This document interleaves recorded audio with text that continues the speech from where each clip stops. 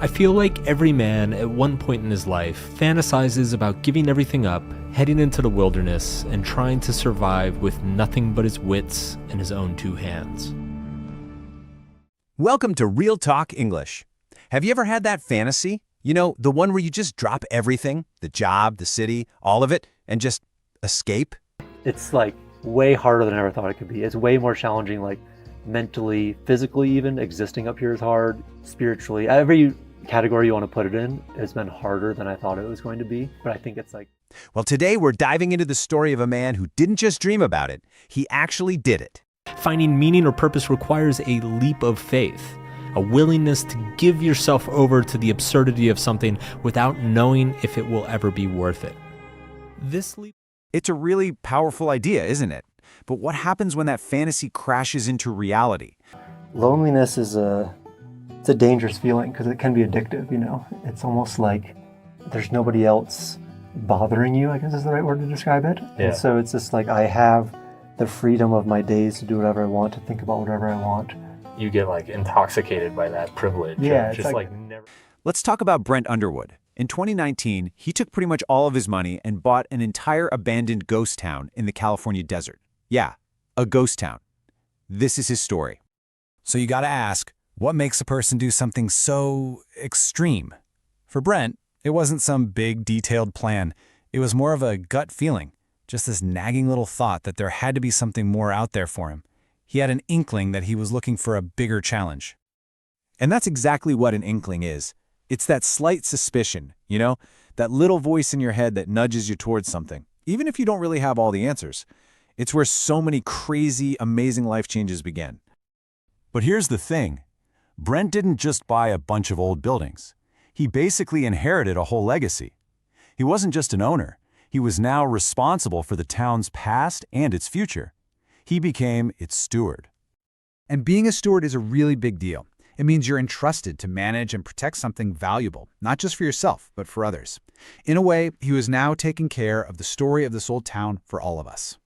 You know, Brent's journey really taps into this classic American idea, this romantic dream of escaping into nature. It reminds you of writers like Henry David Thoreau, who famously extolled the virtues of living a simple life out in the woods. To extol the virtues of something just means you praise its good qualities with a ton of enthusiasm. And Thoreau, well, he was all about praising the benefits of being self-reliant and getting away from the chaos of society. Okay, but here comes the reality check. That romantic idea of running away from all your problems, that's just escapism. And Brent found out real fast that it doesn't really work. I mean, you can change where you are, but you can't run away from yourself. All his old anxieties just packed their bags and followed him right up that mountain. And escapism is exactly that. It's trying to find relief from reality by just distracting yourself. And hey, it might feel good for a little while, but those problems, they're usually waiting for you, right where you left them. During that first year, his isolation was intense.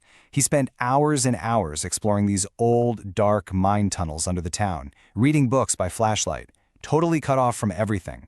He basically became the proverbial monk in a cave. And when we say proverbial, we just mean he was the perfect, stereotypical example of something. You know, like a character straight out of a story or an old saying. The classic image of someone living in total solitude. You'd think living in a place with these incredible views would bring you instant peace, right? But for Brent, it was the opposite. He didn't find comfort or solace in all that quiet. He found crushing, soul-crushing boredom and a really deep sense of loneliness. Solace is that deep comfort you feel when you're going through a tough time, and his story really shows that just being alone out in nature doesn't guarantee you'll find it. Turns out, peace is something you have to earn. And just when things couldn't get harder, disaster. A fire completely destroyed the town's historic hotel, the one building that was the center of all his plans, of his entire life savings. This was it. This was the moment. As Brent said, he could either abandon ship or he could double down. So what does it mean to double down? Well, it means you decide to commit even harder to what you're doing, especially when it's super risky. Instead of quitting and cutting your losses, you push even more chips onto the table. It's a huge gamble. To really get why he made his choice, you have to hear about this other desert legend, a guy named Burrow Schmidt. This man spent 38 years digging a tunnel through a mountain by hand. And the craziest part? A new road had already made his tunnel totally useless. It was like he was condemned to this absurd, endless task. To be condemned means you're doomed to some kind of terrible, inescapable fate.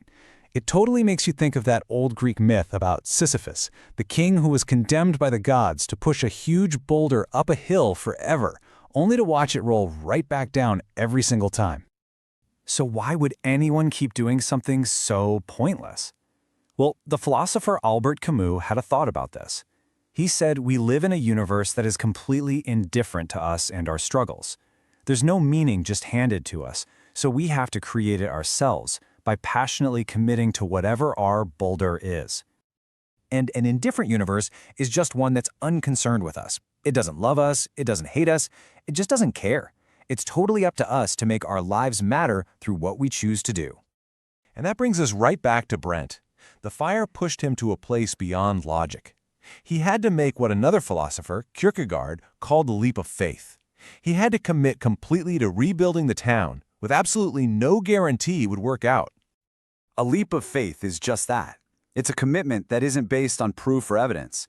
It's a pure act of belief in something or someone. And yeah, it can be terrifying, but it's also where so many people find their deepest sense of meaning and purpose. So by choosing to double down, by taking that massive leap of faith, Brent found his freedom, not in having a million choices, but in fully committing to his one meaningful struggle. He found his boulder. And the question that leaves for the rest of us is, have we found ours? All right, so let's wrap this up. We learned 10 great new words and expressions today. Inkling, steward, extolled the virtues, escapism, proverbial, solace, double down, condemned, indifferent, and leap of faith. And I think the big takeaway from Brent's incredible story is this. Maybe true freedom isn't about keeping all your options open. Maybe it's about finding that one struggle that matters to you and committing to it with everything you've got. Now that we've broken down the keywords and the big ideas, you should totally go watch the original video from Mark Manson to really hear this story in context. It's an amazing way to test your understanding and improve your listening. The link is right there in the description. And hey, if you like this explainer, do us a huge favor and hit like, drop a comment, and subscribe for more Real Talk English. We'll see you in the next one.